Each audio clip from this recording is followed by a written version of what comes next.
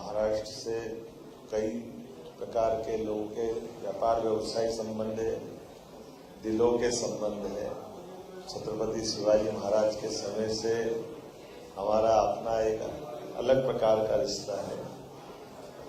मैं आज इस अवसर पर लगभग 300 से ज्यादा प्रतिभागियों के साथ अलग अलग प्रकार के कार्यक्रमों में मिला हूं और खास करके ऑटोमोबाइल, आईटी, पर्यटन, निर्माण, डेयरी एवं खाद्य प्रसंस्करण, इंजीनियरिंग, लॉजिस्टिक, उद्योग सेक्टर और अलग अलग प्रकार के सभी निवेशकों के साथ कुछ ऐसे मित्रगण भी है जो यहाँ के अलावा विदेश से आकर के भी अपना निवेश करते हैं। सबके साथ अलग अलग प्रकार के अपने अनुभव भी साझा किए और कई लोगों से एमओयू भी हुए। जापान के Hiroshi Yoshizane MD Bridgestone India private limited, doctor Sudhir Mehta Pinnacle industry private limited के चेयरमैन मैनेजिंग डायरेक्टर हैं। इन्होंने साथ में मंच भी साझा किया है और उनके हमारे मध्य प्रदेश से संबंध जो जुड़े हैं उसमें उनके अच्छे अनुभव भी उनने सबके बीच बताए। पुणे में 2 घंटे से ज्यादा समय तो 1-to-1 में लगा है। बड़े पैमाने पे ऑटोमोबाइल, आईटी, फूड प्रोसेसिंग, नवकरणीय ऊर्जा, गेमिंग, खास करके जो वर्तमान का नवीन उभरते हुए सेक्टर गेमिंग, एवीजीसी क्षेत्र की भरपूर अलग अलग कंपनियों से भी मुलाकात हुई है और कई लोगों ने अच्छे सुझाव भी दिए और भविष्य की संभावना का प्रदेश अगर बताया तो मध्य प्रदेश है। मुझे इस बात की प्रसन्नता है कि हमारी ऑटोमोबाइल सेक्टर से भी बड़ी अच्छी एक तरह से संभावनाओं के साथ कई सारे हमसे जुड़े हुए लोग, जैसे हमारी फोर्स लिमिटेड आईटीआई के साथ मिलकर के मैन्युफैक्चरिंग में भी वो निवेश करेंगे। ऑटोमोबाइल कंपनी खास करके फोर्स ने बहुत पुराना मतलब से संबंध रखा है। मैं उम्मीद करूंगा कि कुल मिलाकर के अलग अलग प्रकार के सभी मित्रों के साथ जिस प्रकार के निवेशकों के हमको रिस्पांस मिले, साथ ही साथ मैंने हमारी 24-25 फरवरी को ग्लोबल इन्वेस्टर समिट होने वाली है जिसमें यशस्वी प्रधानमंत्री आने वाले, भोपाल में होने वाली समिट के लिए भी हमने निमंत्रण दिया है और मुझे इस बात का संतोष है जिस प्रकार से हमने रीजनल इंडस्ट्री कॉन्क्लेव पिछले 1 वर्ष में हमारी सरकार के गठन के बाद जो की थी, जिसका बहुत अद्भुत रिस्पांस आया। जिस प्रकार से आज मैं पुणे में बात कर रहा हूँ, यही हम पुणे के पहले कलकत्ता, कोयम्बटूर, बेंगलोर, ऐसे बम्बई सभी स्थानों पर जाकर रोड शो करके यहाँ निवेशकों को आमंत्रित करते हुए मध्य प्रदेश से जोड़ने का हम प्रयास कर रहे हैं और हमने निवेशकों से कहा भी आप यहाँ भी व्यवसाय करिए, हमारे यहाँ भी करिए। कुल मिला के यशस्वी प्रधानमंत्री श्रीमान नरेंद्र मोदी जी के नेतृत्व में हम जब देश को आर्थिक रूप से एक तीसरी अर्थशक्ति के रूप में बनाने के लिए संकल्पबद्ध है, तो ऐसे में हमारे मित्र यहाँ के मुख्यमंत्री श्रीमान देवेंद्र फडणवीस और हम लोग मिलकर के अपने अपने राज्य के लोगों को व्यापार व्यवसाय बढ़ाने की सभी अनुकूलता दे। पिछले समय हमने अपने निकटतम राज्य वालों से नदी जोड़ो अभियान पर भी बड़ा काम किया था।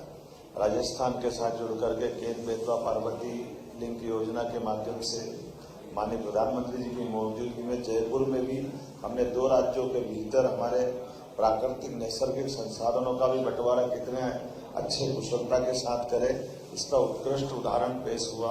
दूसरा, राजस्थान के साथ ही हमने एक और राज्य उत्तर प्रदेश के साथ केन बेतवा लिंक परियोजना पे भी काम किया था जिसमें यशस्वी प्रधानमंत्री ने हमको आशीर्वाद दिया।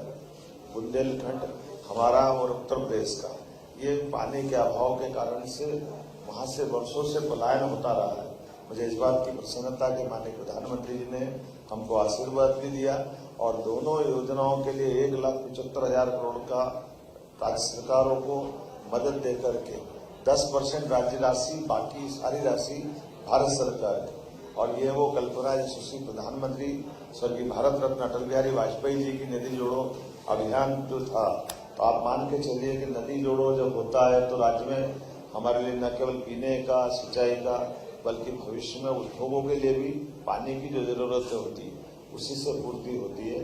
तो मैं मान के चलता हूं कि बहुत सारे मामलों में महाराष्ट्र से हमारे अलग प्रकार के संबंध है। भौगोलिक रूप से भी हम महाराष्ट्र से नजदीक से जुड़े हैं। तो आज पूना करके तो ऐसा लगा जैसे अपने परिवार में आए। पूना की आबो हवा मालवा से मिलती जुलती है। पूना की कोई भी सड़क कनेक्टिविटी हो, एयर कनेक्टिविटी हो, ट्रेन हो, जब भी आती भर के आती, जरा भी बीच में गुंजाइश नहीं रहती। हम उम्मीद कर रहे हैं, एविएशन मिनिस्टर से भी हमने कहा था कि हमारी 2 फ्लाइट इंदौर की है, दोनों फुल आती, और एक तो दूध वाले की फ्लाइट मान के चलते रात को 3 बजे आती, पर 3 बजे फुल आती है। तो यहाँ से और बढ़ना चाहिए। 150 से ज्यादा हमारे वीडियो कोच से लगातार मध्य प्रदेश और पूना का संबंध बनता है। उम्मीद करेंगे ये और प्रगाढ़ हो और सब प्रकार की व्यापार व्यवसाय में एक दूसरे को मदद करें। और अभी तो खासकर आज का ये और महत्व का दिन है जब हम अपने महारानी अहिल्याबाई का 300वां जन्म वर्ष मना रहे हैं। ऐसे में उनका पुणे जिले से ही उनका अपना संबंध आता है। महाराष्ट्र की बेटी मध्य प्रदेश में बहू बन के जाती है और होलकर महारानी ने न केवल होलकर साम्राज्य को बल्कि अपने तत्कालीन समय में मुगल सत्ता को चुनौती देते हुए पूरे देश में गौरवान्वित करने का हमारे सांस्कृतिक अनुष्ठान का पर्व एक तरह से उन्होंने मनाया। आज बाबा विश्वनाथ का धाम भी जगमगा रहा है। तो अहिल्याबाई के बनाए हुए देवस्थान पर ही हम पूजा करते हैं। विश्वनाथ बाबा अहिल्या माता का बनाया हुआ मंदिर है। सोमनाथ, रामेश्वरम, द्वारका, कौन सा स्थान अहिल्याबाई ने छोड़ा? न केवल मंदिर, घाट, अन्न क्षेत्र, बल्कि माहेश्वरी साड़ी से लेकर के उद्यमशीलता का उस समय भी उन्होंने उत्कृष्ट उदाहरण दिया। स्वाभिमान के साथ जीते हुए खेती किसानी को भी बढ़ावा दिया, सिंचाई के संसाधनों को भी बढ़वाया और व्यापार व्यवसाय से ही कि कोई राज्य समृद्ध हो सकता है ये मार्ग भी उन्होंने दिखाया था। और इसी क्रम में आज मैं यशस्वी प्रधानमंत्री के नेतृत्व में पुनः एक प्रकार से पूरे देश में निवेशकों के लिए जो अनुकूल माहौल बना है उसी भाव से हम यहाँ आए थे। मेरी अपनी ओर से पूना की इस यात्रा के लिए हमने जो सोचा था उससे भी बहुत बेहतर प्रकार से हमको प्रोत्साहन मिला, यही मैं बताना चाहूँ। मैंने कहा ना कि हमारे जितने दौरे हुए उसमें सबसे बढ़िया अगर इन्वेस्टमेंट आ रहा तो पूना से आ रहा है, क्योंकि हमारे लिए पूना का एक तरह से जो संबंध आया ये हमारे मालवा का मैं मान के चलता हूँ कि पूना से पेशवा महाराज छत्रपति जी के समय से कई हमारे पूरे मोहल्ले के मोहल्ले महाराष्ट्र समाज से एक तो इंदौर, उज्जैन ऐसा लगता है कि महाराष्ट्र के ही वो हिस्से हैं। और ऐसे ये नहीं पूरे राज्य में बहुत स्थान ऐसे हैं। ग्वालियर हमारे लिए सिंधिया महाराज का यहीं से जड़ों से जुड़ा हुआ एक अपना हिस्सा दिखता है। तो मैं जैसे बता रहा हूँ खास करके आईटी के सेक्टर में, ऑटोमोबाइल सेक्टर में, डेयरी में, हॉर्टिकल्चर में, एग्रीकल्चर में बड़े पैमाने पर निवेशकों ने आज हमको रुझान भी दिखाया है। और ये सब अनाउंसमेंट हम चूंकि ग्लोबल इन्वेस्टर समिट करने वाले हैं वहाँ हम अनाउंसमेंट कराएंगे। हजारों करोड़ के प्रस्ताव मुझे मिले। सर, तो क्या माना जाए कि कितना रोजगार महाराष्ट्र से आने वाला है? आप धर्म संकट में डाल रहे हो। महाराष्ट्र से रोजगार ले नहीं जा रहे हैं, यहाँ भी करेंगे वहां भी करेंगे।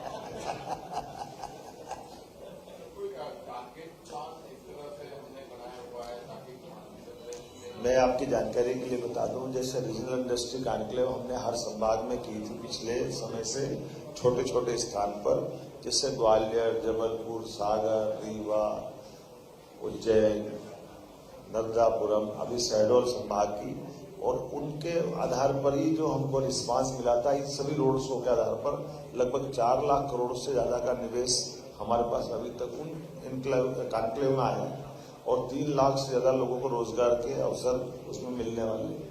अब ये जो जीआईसी हो रही है तो ये तो सबसे आगे निकलेगी, क्योंकि हमने वो रीजनल की थी।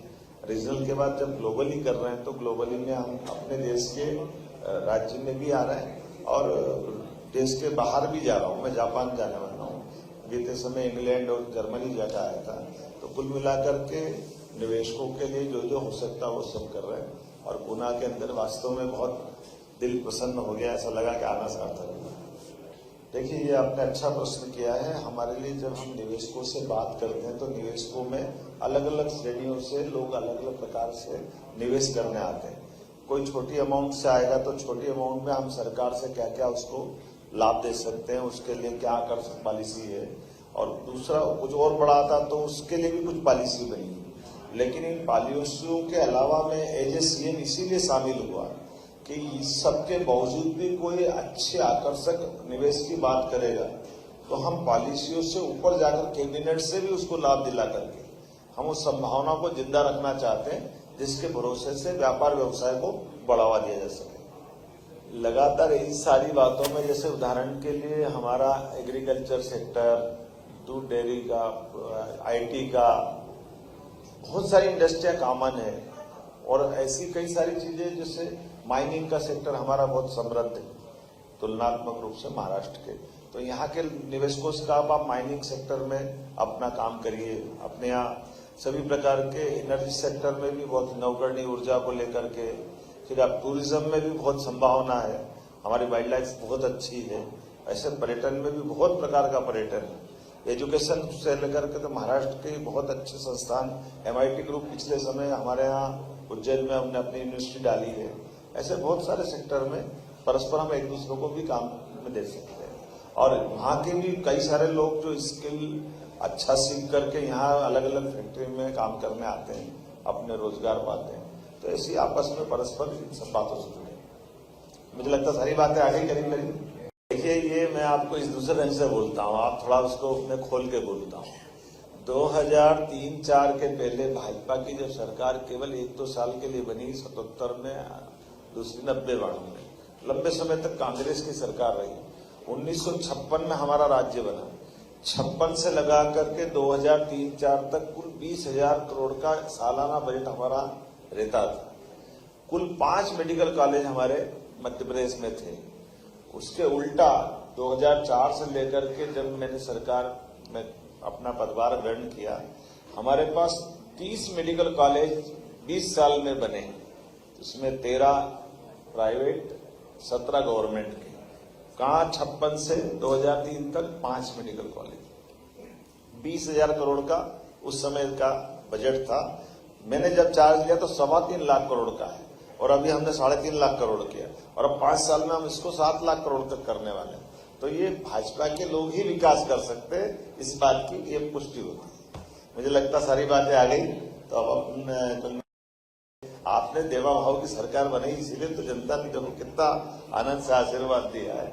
माननीय फडणवीस जी के माध्यम से जनता ने विश्वास व्यक्त किया और काम देखा, तो बड़ी अच्छी जीत हुई।